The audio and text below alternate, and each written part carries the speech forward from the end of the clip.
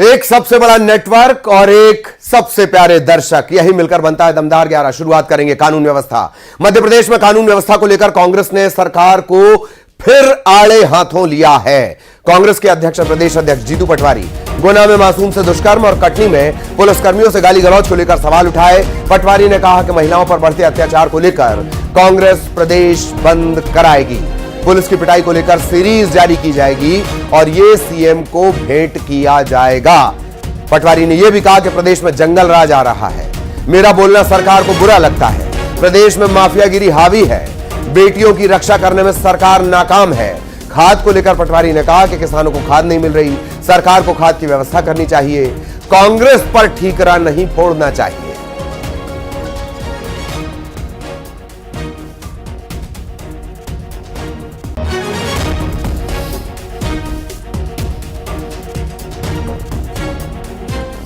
महिलाओं पर लगातार अत्याचार बढ़ रहे हैं। गुना में मासूम से रेप की जो घटना आई है उसे लेकर उन्होंने सवाल खड़े किए हैं। जीतू पटवारी को सुनिए। ये प्रूव हो चुका है सरकार से अब बेटियों की रक्षा नहीं हो सकती है। उनके लिए गुना की घटना एक घटना है और इस प्रदेश के लिए बेटियों का सम्मान है। तो मैं मानता हूं हमने इसका अभियान चलाया पूरे प्रदेश में और लगातार चला रहे हैं। चुनाव बाद फिर इसको चालू करेंगे और हम एक दिन पूरा प्रदेश बंद करेंगे बेटियों के सम्मान में। पूरे प्रदेश को बंद का आह्वान करेंगे। दूसरी बात, पुलिस वालों की पिटाई। पुलिस वालों की पिटाई की एक घटना नहीं है ये, ऐसी रोज घटना घटती है, रोज वीडियो आते हैं। हम एक सीरीज जारी कर रहे हैं कि पिछले मुख्यमंत्री के मोहन यादव जी के कार्यकाल में कितने पुलिस वाले पिटे। और शैलेंद्र भोपाल से हमारे साथ जुड़े हुए हैं। शैलेंद्र, लगातार हमलावर कांग्रेस एक बार फिर जीतू पटवारी सरकार को घेर रहे हैं।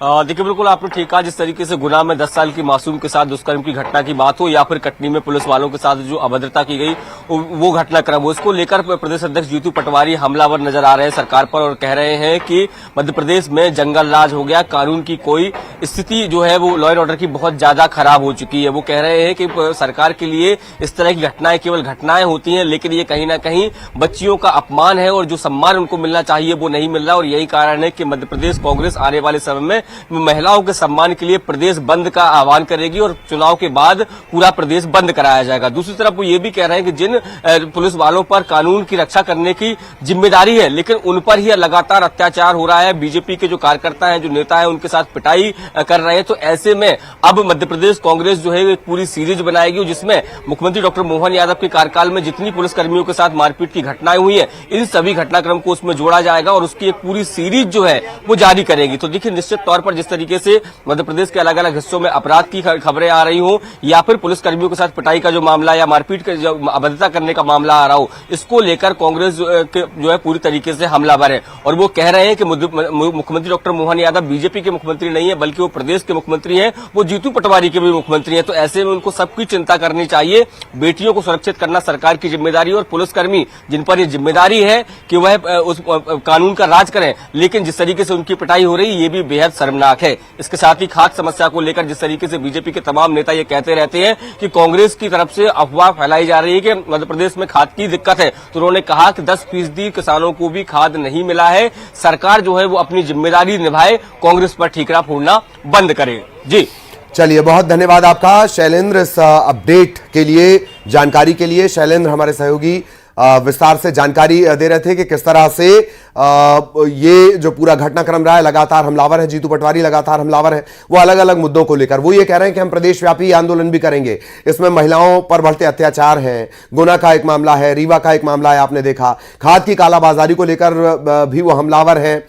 खाद बाहर मिल रही है, अंदर नहीं है। इन तमाम चीजों को लेकर अजय सिंह यादव साहब इस वक्त हमारे साथ जुड़े हुए, उनका एक रिएक्शन ले लिया जाए। अजय सिंह यादव साहब, कांग्रेस कह रही है कानून व्यवस्था, महिला अपराध, पुलिस वालों की पिटाई, इन सब को लेकर सरकार पर नाकामी का आरोप।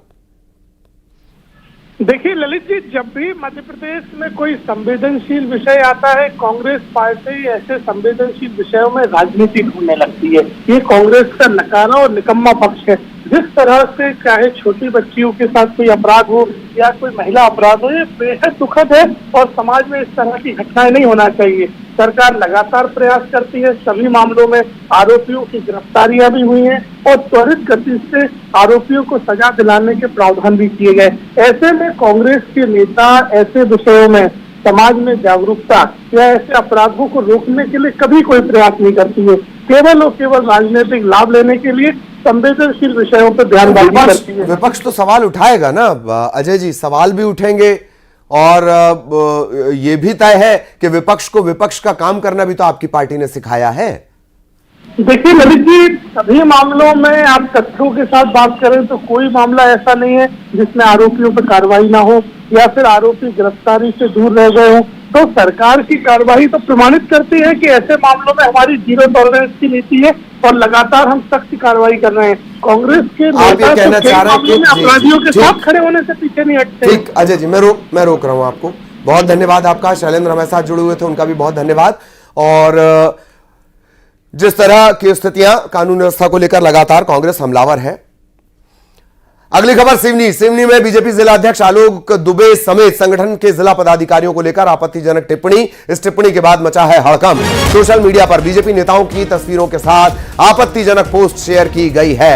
बीजेपी जिला अध्यक्ष ने कोतवाली थाने में शिकायत दर्ज करवाई है। शिकायत के बाद अज्ञात पर मामला दर्ज किया गया है। आरोपी की तलाश की जा रही है। बीजेपी नेताओं को लेकर आपत्तिजनक टिप्पणी।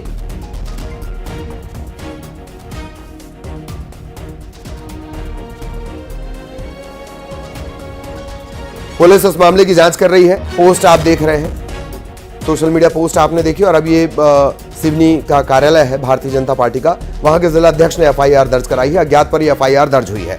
सिवनी का ये पूरा मामला है, सोशल मीडिया पर पोस्ट की गई है और नेताओं को सिर उनके दिखाए गए हैं। असुर के रूप में उनका रिप्रेजेंटेशन है।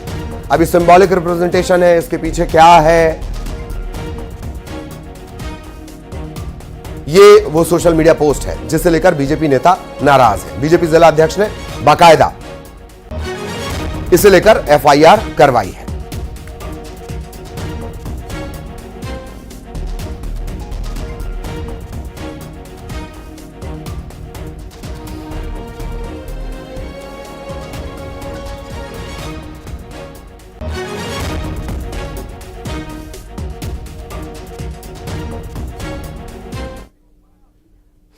और अब सागर की बात करेंगे। सागर में डिप्टी सीएम से शिकायत करते हुए पूर्व गृह मंत्री भूपेंद्र सिंह ने कहा, पुलिस डिटेल निकालकर लगातार दबाव बना रही है। पुराना मामला है ये। 5 महीने से लगातार धमकियां मिल रही हैं। पुलिसकर्मी कार्यकर्ताओं को धमका रहे हैं। बिना एसपी और आईजी की परमिशन लिए सीडीआर निकाली जा रही है। Call detail record. निचले स्तर के अधिकारी ये काम कर रहे हैं। इसे लेकर भूपेंद्र सिंह ने आईजी और सीएम के नाम पत्र लिखा है। याद करिए, कल जब जीतू पटवारी आए थे तब उन्होंने प्रेस कॉन्फ्रेंस में आरोप लगाया कि पूर्व गृह मंत्री तक कह रहे हैं कि उन्हें धमकियां मिल रही हैं। वही ये मामला है। अब डिप्टी सीएम से भूपेंद्र सिंह ने शिकायत की है। ये सीडीआर क्यों निकाली गई, किसके आदेश पर निकाली गई, उसी की तो हमने जांच के लिए कहा है, पत्र भी लिखा है। कल बैठक में पहले भी हमने एसपी को अवगत कराया है फोन से कि ऐसी शिकायतें लगातार मिल रही हैं, लोगों को धमकी दी जा रही है कि तुम्हारा सीडीआर हमारे पास है और तुम ऐसा करो, ऐसा कर देंगे, ऐसा करो। तो इस तरह की शिकायतें लगातार पिछले 5-6 महीने से आ रही हैं। तो संत राजीव लोचन महाराज ने हिंदुओं को 4 बच्चे पैदा करने की सलाह दी है। उनका कहना है कि 4 बच्चे पैदा करें, इनकी रक्षा करने की जिम्मेदारी छठी माई की है। राजीव लोचन महाराज ने कहा कि दुश्मन ईंट पत्थर और AK-47 लेकर खड़े हैं, इसीलिए हिंदू 1-2 नहीं 4 बच्चे पैदा करें। यह भी कहा कि सनातन धर्म में पैदा हुए बच्चे की रक्षा करने की जिम्मेदारी छठी माई की होती है। ये छठी माई कहती है, अरे हिंदुओं, सनातन धर्मियों, तुम हम दो हमारे दो, हम दो हमारे एक के चक्कर में सपाचट मत हो। तुम्हारे दुश्मन हम 5 हमारे 45 सबके हाथ में AK-47 लेकर के खड़े हैं। तुम्हारे दुश्मन हम 5 हमारे 75 सबके हाथ में ईंट और पत्थर लेकर के खड़े हैं। तुम सपाचट हो जाओगे। तुम समय रहते अपने वेद पुराण शास्त्र और संतों के वाणी को गुरु मंत्र के रूप में स्वीकार करो। अरे तुम कम से कम 2 नहीं 4 2-4 तो पैदा करो, जन्म देना तुम्हारा काम है, 6 दिन तक उसे रक्षा करने की जिम्मेदारी मेरी है, 6ठी तक जो सनातन धर्म में संतान पैदा होता है उसकी रक्षा करने की जिम्मेदारी 6ठी माई की होती है। राजीव लोचन महाराज, इनका ये बयान आया है। ये कह रहे हैं 4 बच्चे पैदा करना चाहिए, सनातन धर्म में पैदा हुए बच्चे की रक्षा करने की जिम्मेदारी 6ठी माई की होती। बहुत अच्छी बात है। भगवान तो यत्र तत्र सर्वत्र है, सनातन भी, जिसकी शुरुआत, जिसका ना आदि ना अंत है। सवाल यह पूछा जाना चाहिए राजीव लोचन जी से कि स्कूल की फीस कौन देगा, खर्चा जो बढ़ जाएगा वो कौन देगा, यह भी सवाल होता है। खैर, रायपुर लिए चलेंगे। युगल हमारे सहयोगी इस वक्त हमारे साथ जुड़े हुए हैं। युगल, 4 बच्चे पैदा करें। युगल, देखिए ललित, छठ पर्व का एक भव्य कार्यक्रम का आयोजन किया गया था खारून नदी के तट पर, जिसमें संत जो राजीव लोचन जी महाराज वहां पर आए थे और मंच से उन्होंने आम लोगों को उद्बोधन करते हुए ये कहा है कि 1-2 नहीं बल्कि अब 4 बच्चे पैदा करें, क्योंकि उनको लग रहा है कि संभवतः सनातन धर्म है वो खतरे में है। और उन्होंने वर्ग विशेष पर ये हमला भी बोला है बिना नाम लिए, और साफ तौर पर उन्होंने कहा है कि 5 के 45 बच्चे पैदा कर रहे हैं, 75 बच्चे हैं। ऐसे लोग उनके जो सनातन धर्म के खिलाफ जो ईंट पत्थर और AK-47 लिए खड़े हुए हैं, तो सीधा सीधा उनकी अपील आम सनातनियों से था, आम हिंदू वर्ग से था, और उन्होंने कहना ये चाहा है कि अब जरूरत आ गई है कि 4-4 बच्चे पैदा करें, और जब बच्चे पैदा होंगे तो उसकी पालन पोषण की जवाबदारी है 6ठी मैया जो पालन पोषण है। चलिए युगल, मैं आपको रोकना चाह रहा हूं, आप लगातार बने रहे। अनिल सिंह चौहान साहब कांग्रेस से इस वक्त हमारे साथ जुड़े हुए हैं। चौहान साहब, राजीव लोचन है, उनका बयान है कि हिंदू 4 बच्चे पैदा करें क्योंकि दुश्मन जो है वो ईंट पत्थर और AK-47 लेकर खड़ा हुआ है। अनिल जी प्लीज। ललित जी, आपको न्यूज 18 के दर्शकों को मेरा नमस्कार। देखिए, बहुत कठिन जो परिस्थितियां हैं आज, यहाँ कोई शिक्षा की बात नहीं करता, रोजगार की बात नहीं करता कि जो बच्चे हैं उनको कैसे हम सर्वांगीण, उनका कैसे विकास करें, उनको कैसे शिक्षित करें, उनके अंदर कैसे पेट्रियोटिज्म, देशभक्ति पैदा करें। ये जो वैमनस्य की भाषा है, ये जो आज शिक्षित हिंदुस्तान में जो इस तरह की अपील किसी भी धर्मावलंबी या किसी भी संत द्वारा की जाती है, या किसी भी मौलाना या किसी के द्वारा की जाती है, चाहे वो किसी भी धर्म का हो, मैं समझता हूँ इसकी सार्वजनिक मंचों पर आलोचना होनी चाहिए। हमको समृद्ध भारत तब बनाना आसान होगा जब पॉपुलेशन पे कंट्रोल होगा, और हिंदुस्तान पॉपुलेशन के कारण कितनी विषमताओं से जूझ रहा है ये हम सब जानते हैं। तो ऐसे जो धार्मिक गुरु हैं, संत हैं, जो कहना चाहिए जिनके फॉलोअर्स बड़ी संख्या में हो, किसी भी धर्म के हो, ऐसे जिस तरह से ये जो बयान दिए जाते हैं या दिलवाए जाते हैं, जो राजनीतिक दल वैमनस्य धर्म के नाम पर पालते हैं, ये बहुत दुखद है, चिंता का विषय है। और ऐसे संतों को, सरकार को ऐसे संतों को नोटिस देनी चाहिए, कार्रवाई की बात करनी चाहिए कि आप ऐसे अमर्यादित भाषाओं का इस्तेमाल ना करें। ठीक, धन्यवाद युगल आपका। अनिल जी आपका भी बहुत बहुत धन्यवाद। रिएक्शन हम लेते, लेकिन इस वक्त एक बहुत बड़ी खबर का रुख करना होगा। AMU, अलीगढ़ मुस्लिम यूनिवर्सिटी, अल्पसंख्यक संस्थान का दर्जा बरकरार। सुप्रीम कोर्ट ने अल्पसंख्यक संस्थान का दर्जा बरकरार रखा। सबकी निगाहें इस फैसले पर थीं। इलाहाबाद हाईकोर्ट का फैसला फिर पलटा गया। 7 जजेस की बेंच के पास है ये। 2019 में 4 जजेस की बेंच के पास था, अब 7 जजेस की बेंच है। 7 जजेस की बेंच में कौन कौन है? CJI है Chandrachud Singh Sahab, justice Sanjiv Khanna, justice JB Pardiwala, justice Manoj Mishra, इनके बहुमत का फैसला आया। Justice Suryakant, justice Dipankar Datta, justice Satish Chandra Sharma, वो इस फैसले से असहमति जता रहे हैं। तो अलीगढ़ मुस्लिम यूनिवर्सिटी का अल्पसंख्यक संस्थान का दर्जा बरकरार, सुप्रीम कोर्ट ने दर्जे को बरकरार रखा है। हालांकि तमाम कमेंट्स आए, अनुच्छेद 30 के आसपास का यह पूरा मामला बनता है, और इलाहाबाद हाई कोर्ट ने इससे इतर दिया था फैसला, उसे बदल दिया गया। शंकर आनंद जानकारी दे रहे हैं। सवाल वर्तमान मामले में निर्धारित मानदंड के तहत किया जाता है। तो एक तरह से कहा जा सकता है कि जिस तरह से साल 1967 में 5 जजों के पीठ ने का जो फैसला था उसको सुप्रीम कोर्ट ने पलट दिया है, और आज 7 जजों की जो संवैधानिक पीठ है उसके द्वारा एक बड़ा फैसला सुनाया गया, जिसमें कि 4 जज एक साथ और 3 जज जो है असहमति में थे। तो शंकर आनंद जानकारी दे रहे हैं और ये कार्रवाई जो कि लाइव स्ट्रीमिंग की आजकल व्यवस्था भी की गई है अदालतों की तरफ से सुप्रीम कोर्ट का बहुमत के साथ। जी जी शंकर, मुस्लिम यूनिवर्सिटी की तरफ से जो एक कहा जा रहा था कि भाई उन्हें रियायत मिलनी चाहिए, अल्पसंख्यक का जो दर्जा है उन्हें उनका बरकरार रहना चाहिए, तो एक तरह से कहा जा सकता है कि अलीगढ़ मुस्लिम यूनिवर्सिटी के फेवर में यह मामला जाता हुआ नजर आ रहा है। और इस मामले पर जो तमाम जो फैसले सुनाए गए हैं उसकी जो एक कहा जा सकता है कि जो फैसले की कॉपी है थोड़ी देर में आ जाएगी, तो उसमें यह स्पष्ट हो जाएगा, उसमें देखना कि उसका फायदा किन किन यूनिवर्सिटी को मिल रहा है। और जिस तरह से इतना तो स्पष्ट है कि अगर अलीगढ़ मुस्लिम यूनिवर्सिटी को इसका फायदा मिला है तो निश्चित तौर पे दूसरी जो अन्य यूनिवर्सिटी हैं जो अल्पसंख्यक हैं उसको भी इसका फायदा मिलेगा। जी, और खास बात यह कि आज जो सीजेआई है चंद्रचूड़ सिंह, उनका लास्ट वर्किंग डे है, आज उनका रिटायरमेंट हो जाएगा और उस वक्त ये एक बड़ा फैसला, ये इस तरह से भी हमेशा याद रखा जाएगा। सीजेआई के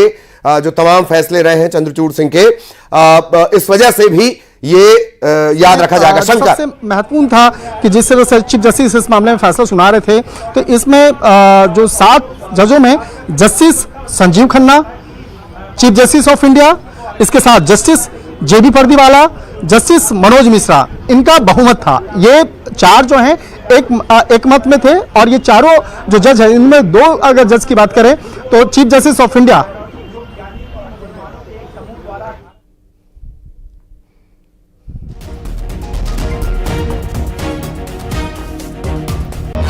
तो ये फैसला अभी भी सुनाया जा रहा है, थोड़ी देर बाद फैसले की कॉपी आएगी। शंकर इस बात का जिक्र भी कर रहे हैं, अलीगढ़ मुस्लिम यूनिवर्सिटी AMU को जो उसका दर्जा अल्पसंख्यक संस्थान का वो इससे पहले हाई कोर्ट में, इलाहाबाद हाई कोर्ट में 2016 के आसपास इसमें तब्दीली हुई थी, मतलब अदालत ने फैसला सुनाया था। आज वो फैसला पलट गया, फिर सुप्रीम कोर्ट की 4 जजों की बेंच के पास ये गया और उसके बाद ये 7 जजों की बेंच के पास गया। अलीगढ़ मुस्लिम यूनिवर्सिटी अल्पसंख्यक दर्जे की बहाली पर सुप्रीम कोर्ट ने बड़ा फैसला सुनाया है और जैसा हम जिक्र कर रहे हैं आज सीजेआई का लास्ट डे भी है। 4-3 से ये फैसला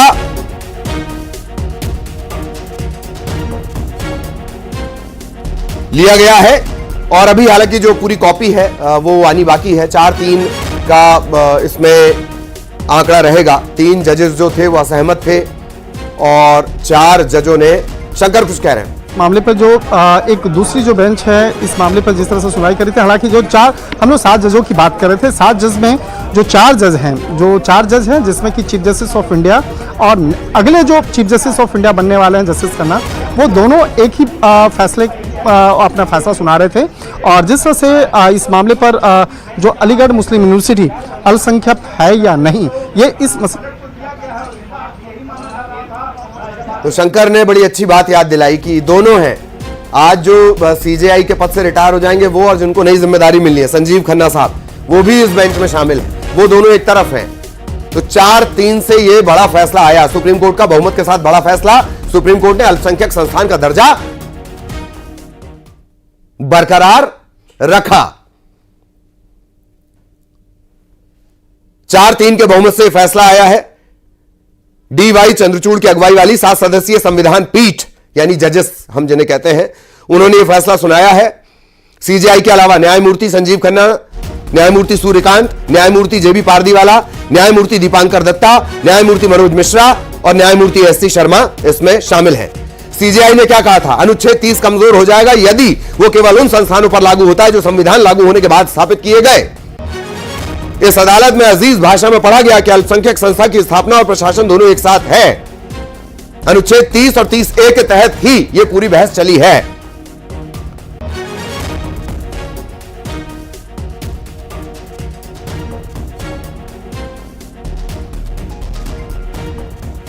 इलाहाबाद हाईकोर्ट जिसका अभी जिक्र किया, थोड़ा समय में मैं सुधार कर दूं, गलत समय आपको। इलाहाबाद हाईकोर्ट के 2006 के एक फैसले के संबंध में पूरी सुनवाई चल रही है। हाईकोर्ट के आदेश में कहा गया था कि AMU अल्पसंख्यक संस्थान नहीं है। याद रखिए, इलाहाबाद हाईकोर्ट का कुछ दिनों के अंतराल में दूसरा बड़ा फैसला सुप्रीम कोर्ट ने पलट दिया है। इलाहाबाद हाईकोर्ट का, इलाहाबाद हाईकोर्ट ने कहा था AMU कॉपी है, अल्पसंख्यक अभी संस्थान अपलोड नहीं है। हुआ है। अभी हम लोग उसको देख रहे हैं कि कितने देर में इसे तमाम चीजें जो हैं पूर्ण तौर पर इसे अपलोड किया जाएगा। और जो 7 जजों की बेंच है उसमें से 4 जज एक पक्ष में, 3 जज जो हैं विरोध में थे। और जिस तरह से ये फैसला सुनाया गया है तो एक तरह से कहा जा सकता है कि थोड़ी देर के बाद इस मामले पर जो फैसला जो है वो सुनाया जाएगा। जो फैसले की कॉपी है वो आ जाने के बाद उसके बाद चीज़ें और ज़्यादा स्पष्ट हो जाएंगी। और स्पष्ट होने के बाद जिस तरह से 1967 वाली बात हम लोग कर रहे थे कि सुप्रीम कोर्ट ने जिस तरह से 4-3 वाले फैसला तो आज सुनाया, अगर बात करें तो हुआ था उस वक्त में 5 जजों की बेंच जो है वो उन्होंने उस वक्त में फैसला दिया था, 5 जजों की बेंच। और एक तरह से आज जिस तरह से सुप्रीम कोर्ट ने जो 1967 की बात, तो लगातार शंकर जानकारी दे रहे हैं सुप्रीम कोर्ट का बहुमत के साथ फैसला। हालांकि शंकर ये बोल रहे हैं कि अभी जो कॉपी है वो नहीं आई है, लेकिन बहुत महत्वपूर्ण जानकारियां वो लगातार दे रहे हैं। सुप्रीम कोर्ट का बहुमत के साथ फैसला, 4-3 के साथ ये फैसला है, 4 पक्ष में और 3 इससे असहमत थे। बड़ा और ऐतिहासिक फैसला, एएमयू अल्पसंख्यक संस्थान है।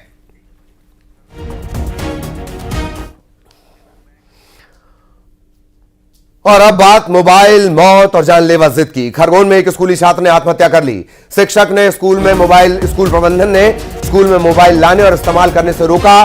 छात्र नाराज हो गया, जाम गेट से 300 फीट नीचे कूदकर जान दे दी। गुलावड़ स्थित उच्चतर माध्यमिक विद्यालय कक्षा 12वीं का छात्र मोबाइल लाकर फोटो ले रहा था, सेल्फी ले रहा था। स्कूल प्रबंधन ने मना किया।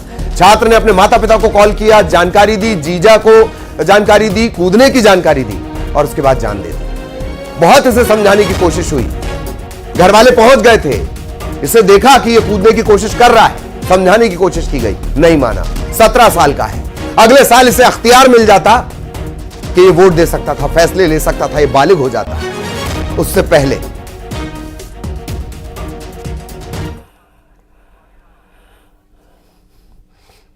इधर भोपाल में सनसनीखेज घटना सामने आई है। युवक युवती ने सुसाइड कर लिया, दोनों के शव फांसी के फंदे पर मिले हैं। प्रथम दृष्टया प्राइमा फेसी ये खुदकुशी नजर आती है। 3 महीने पहले जब इन्होंने कमरा किराए पर लिया, कहा कि हम दोनों भाई बहन हैं, यहां पर रहेंगे, कोई वेरिफिकेशन नहीं हुआ, वरना तभी मामला पकड़ में आ जाता। अब यह घटनाक्रम सामने आया है, फांसी लगाकर खुदकुशी। सूचना पर अयोध्या नगर पुलिस पहुंची है, पड़ताल की जा रही है। बैतूल के ये लोग बताए जा रहे हैं।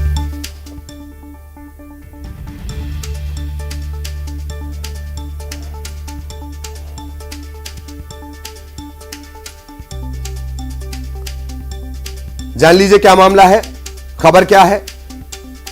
भाई बहन बताकर कमरा लिया था, बैतूल से आए थे, बैतूल के दोनों रहने वाले हैं, बैतूल के पास मुल्ताई के बताए जा रहे हैं। और सुसाइड ये प्रथम दृष्टया प्राइमा फेसी घटना स्थल को देखने पर नजर आता है।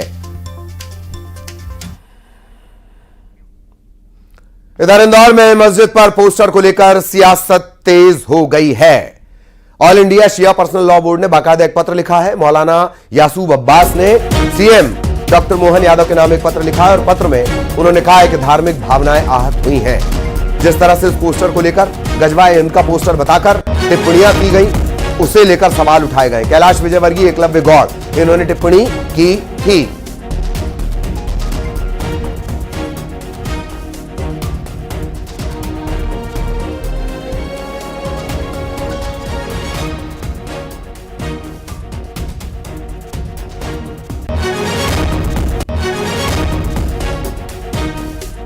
शिया पर्सनल लॉ बोर्ड ने यह पत्र लिखा है, लंबा चौड़ा यह पत्र है और मुख्यमंत्री को यह पत्र लिखा गया है। कहा जिस तरह की टिप्पणियां और बयान दिए गए उससे धार्मिक भावनाएं आहत हुई हैं।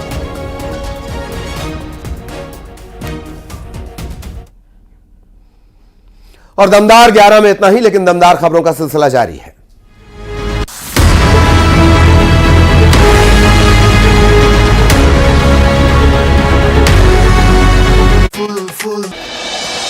खंडवा में छठ की छठा